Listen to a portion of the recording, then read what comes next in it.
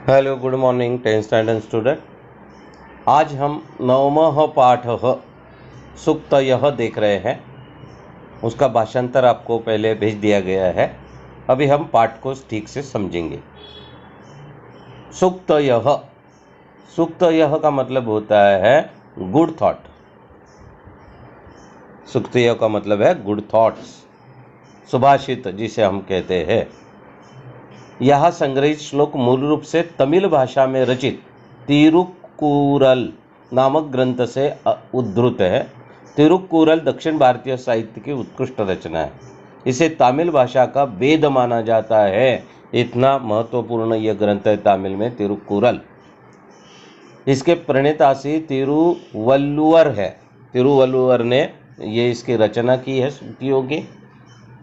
अपनी जैसे ज्ञानेश्वरी ग्रंथ है, इस प्रकार से इस ग्रंथों को तमिल में देखा जाता है। इनका काल प्रथम शताब्दी माना गया है। इनकी रचनाओं में मानव जाति के लिए जीवनोपयोगी सत्य प्रतिपादित है। तिरु शब्द श्री का वाचक है। तिरुकुरल शब्द का अभिप्राय है श्री से युक्त वाणी। तिरुकुरल का अर्थ है श्री से युक्त वाणी, यानी शुभ वाणी, है ना, गुड थॉट। इसे धर्म, अर्थ, काम 3 भागों में बांटा गया है। प्रस्तुत श्लोक सरल भाषा युक्त तथा प्रेरणाप्रद है। अतिशय सुंदर ये सूक्तियाँ है जो तिरुवल्लुवर ने लिखी थी। तिरुवल्लुवर एक सामान्य आदमी थे, लेकिन उनके विचार जो है वो बहुत ही ऊंचे दर्जे के थे। उनके पास जो भी आता था उनको वो समझाते थे। संत थे, तो उन्होंने क्या सुभाषित दिए हम देखते। पहला वाला, पिता यच्छति पुत्राय बाल्ये विद्या धनम महत् पिता अस्य किम तपस्तेपि युक्त्युक्तस्कृतज्ञता तत्कृतज्ञता। मतलब ऐसा अन्वय, बाल्ये पिता पुत्राय महत् विद्यादानम यच्छति। विद्यादानम, विद्याधनम नहीं, विद्यादानम शब्द है। विद्यादानम यच्छति अस्य पिता किम तपस्तेपेति उक्ति तत्कृतज्ञता अस्ति। देखो कितना सुंदर शब्द में यह सूक्ति है कि कवि कहते हैं, कवि पिता के कर्तव्यों की महानता का वर्णन करता हुआ कहता है कि बचपन में पिता पुत्र को विद्या रूपी महान धन देता है। विद्या रूपी महान धन पिता पुत्रों को देता है, जो कहा जाता है कि इससे पिता ने क्या तपस्या की, इस उक्ति उसके प्रति कृतज्ञता ही है। अर्थात पुत्र ऐसा बने और लोगों को ऐसा कहना पड़े कि उसकी पिता के प्रति कृतज्ञता, अन्यथा तो पुत्रों ने पिता की तपस्या का अपमान ही किया है। देखो समझने में थोड़ा आपको दिक्कत आएगी, लेकिन मैं आपको समझाता हूँ। देखो कुछ लोग ऐसे बोलते हैं, कुछ बेटे बड़े बनकर अपने ही पिता को कहते हैं तुमने मुझे क्या दिया, कुछ संपत्ति मुझे नहीं दी, मेरे पास धन नहीं, बाकी के लोगों के पिताजी को देखो। ऐसे कुछ पुत्र बोलते हैं। तो उनके लिए कवि कहता है कि पिताजी ने आपको तो बहुत बड़ा धन दे के रखा है कि आपको पढ़ाया है, सिखाया है, एजुकेट किया है, यही बड़ी बात है। पिता यच्छति पुत्रायो, चतुर्थी भक्ति है। पिता पुत्र को क्या देता है, तो विद्या रूपी धन देता है, और वही बड़ा धन है सबसे। इसलिए जो ऐसे बोलते हैं वो गलत है। लोगों ने ऐसा बोलना चाहिए कि पिता ने बहुत बड़े धन दिया है, विद्या रूपी धन, यही उनकी कृतज्ञता है। नहीं क्या, हमें पढ़ाया, यही बहुत बड़ी बात है। विद्या दी, ये सबसे बड़ा धन है। बाकी धन तो खर्च हो जाएंगे, लेकिन विद्या आपके पास हमेशा रहेगी। आप बड़े बनेंगे विद्या के धन से। इसलिए प्रत्येक पिता जो है पुत्रों को अपनी विद्या प्राप्त करने के लिए प्रयत्न करता है, प्रयास करता है। उसकी परिस्थिति हो ना हो, उसे वो पढ़ाता है, उसके लिए कुछ भी कष्ट करने के लिए पिता तैयार है। यह इस सूक्ति में कहा है। इसलिए हमने थैंकफुल पिताजी को बोलना चाहिए, न कि ऐसा बोलना चाहिए कि तुमने मुझे क्या दिया, है ना। तो इसलिए यह महत्वपूर्ण सूक्ति है कि आप भी जीवन में अपने पिताजी को थैंक्स बोलो कि वो आपको पढ़ा रहे हैं। अवक्रता, दूसरा वाला, अवक्रता यथा चित्ते तथा वाचे भवेत यदि तदेवाहु महात्मान समत्वम मिति तथ्यतः। यदि यथा चित्ते तथा वाचि अपि अवक्रता भवेत् ततएव महात्मनः तथ्यतः समत्वम इति आहु।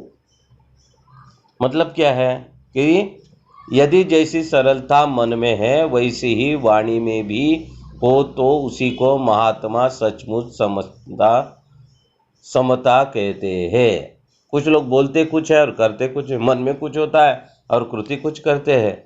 लेकिन तिरुकुरल बोलते हैं कि यदि जैसी सरलता मन में है वैसे आपकी वाणी में भी हो तो सचमुच महात्मा उसे ही कहा जाना चाहिए। महात्मा यानी जैसे बोलता है वैसे कृति करता है वो महात्मा है ना, उसे ही समता कहते हैं। महात्मा किसको समता कहते हैं कि वाणी और मन और कृति तीनों समान है, इसे ही समता कहा जाता है। बोलते कुछ और कृति कुछ करते ये समता नहीं है, तो महात्मा सचमुच समता कहते हैं मन की सरलता को। ध्यान में आया। नेक्स्ट देखें 3 नंबर वाला देखो। त्यक्ता धर्म पदाम वाचम परुषायो अभ्युदीरयेत परित्यज्य फलम पक्व भुंक्ते अपक्व विमूढ़धीः। मतलब क्या देखो, अन्वय देखते हैं। यह धर्म पदाम वाचम त्यक्ता पुरुषाम अभ्युदीरयेत स विमूढ़धीः पक्वम फलम परित्यज्यम अपक्वम भुंक्ते। विमूढ़ मीन्स मूर्ख, भुंक्ते मीन्स खाता है, पक्व मीन्स पका हुआ फल छोड़कर अपक्व फल खाता है। इसका मतलब क्या है कि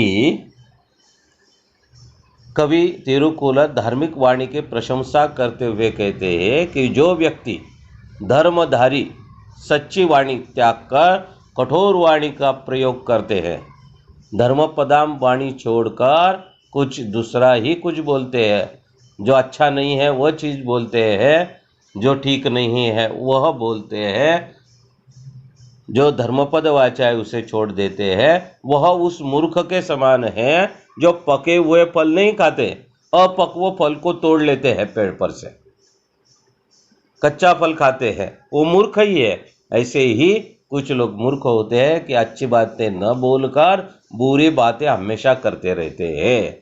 देखो कितनी सुंदरता से समझा है कि मूर्ख होते हैं, उनको समझ में नहीं आता, पका हुआ फल छोड़कर खेत में जाते हैं, किसी के पेड़ को तोड़ते हैं, किसी के फल को तोड़ते हैं और कच्चा फल तोड़कर फायदा किसी को नहीं, पेड़ को भी नहीं और हमें भी नहीं।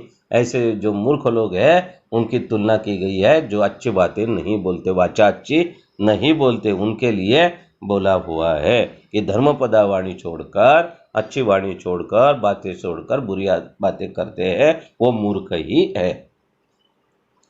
विध्वंस एव लोके अस्मिन् चक्षुष्मन्तः प्रकीर्तिताः अन्येषां वदने ये तु ते चक्षुर्ना मनीमते। देखो विध्वंसम एव लोके अस्मिन् लोके विध्वंस एव चक्षुष्मन्तः प्रकीर्तिताः ये अन्येषां वदने स्तः ते तु चक्षुर्ना मनीमते। इतने सुंदर रीति से ये सूक्ति है। कवि विद्वान की दृष्टि की प्रशंसा करते हुए कहता है कि संसार में वस्तुतः विद्वान ही आंखें वाला है, अर्थात वे ही वास्तविक दृष्टि रखते हैं। औरों के चेहरे पर जो है उसका तो नाम ही आंखें है, वे आंख कहलाती भर है पर उसकी दृष्टि से विवेक नहीं होता।